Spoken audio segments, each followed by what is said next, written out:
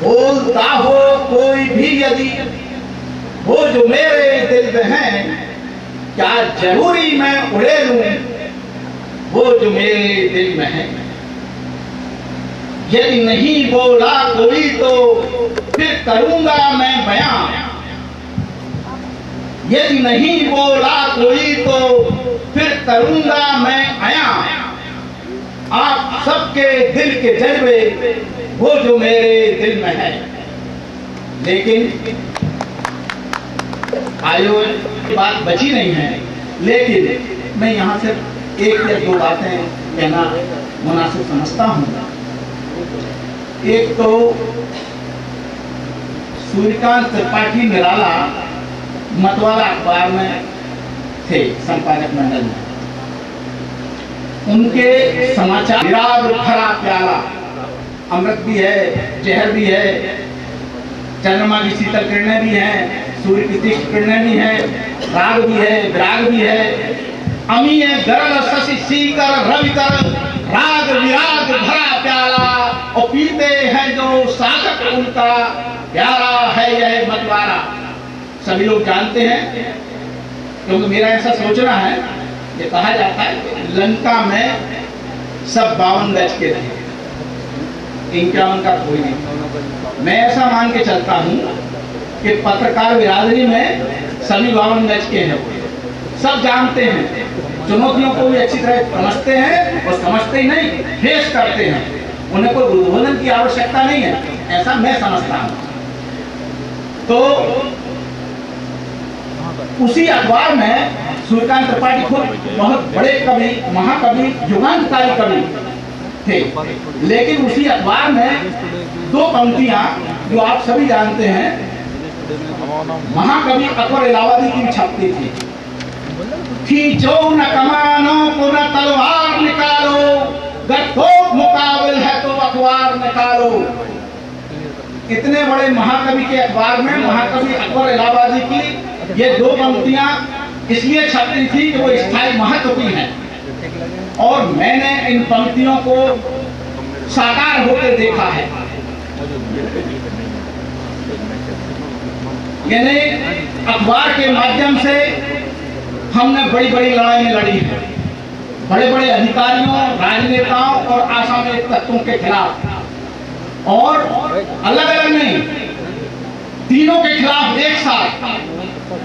अगर आप पुलिस के खिलाफ लिख रहे हैं, पुलिस ज्यादा हाथ नहीं डालता, लेकिन अगर गुंडे के खिलाफ भी लिख रहे हैं तो फिर आपको बहुत मुश्किल है, क्योंकि पुलिस के इशारे पर गुंडा आपके खिलाफ कार्रवाई करेगा और आपके पक्ष में पुलिस कार्रवाई नहीं करेगी। तो राजनेता, गुंडे और अधिकारियों, इन सबके खिलाफ हम लोगों ने तब लड़ाइयां लड़ी हैं जब कोई उनके खिलाफ आवाज उठाने वाला नहीं था। तो अकबर इलाहाबादी ने जो आजादी के जमाने में अंग्रेज हुकूमत के खिलाफ लिखा था कि खींचो न कमानो को न तलवार निकालो, गत्तो मुकाबिल है तो अखबार निकालो, इसको हमने सार्थक होकर देखा है। इसके अलावा मैं एक महाकवि कबीर के दोहे को भी यहाँ पेश करना चाहूंगा, क्योंकि हमें कोई निमंत्रण देने नहीं गया कि आप पत्रकार बन जाइए। ये तो हमने खुद ने इस रास्ते को चुना है, बड़ा कठिन रास्ता है। जिगर साहब ने कहा, यह इश्क नहीं आसा इतना ही समझ लीजिए, एक आग का दरिया है और डूब के जाना है।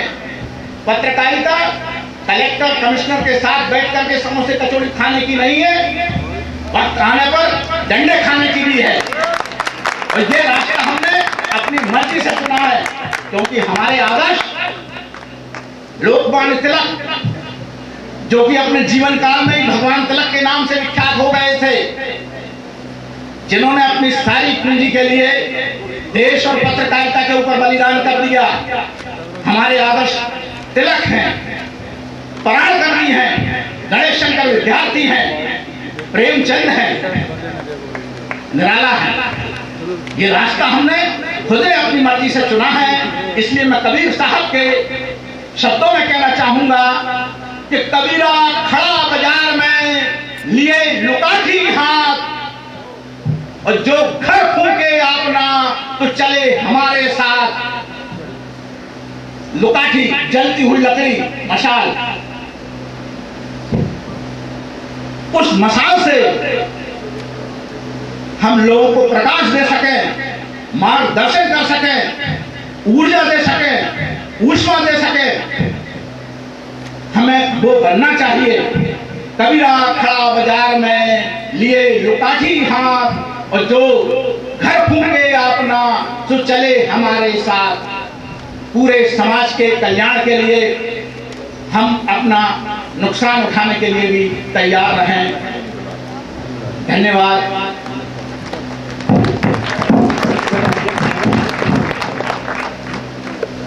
व्यक्ति को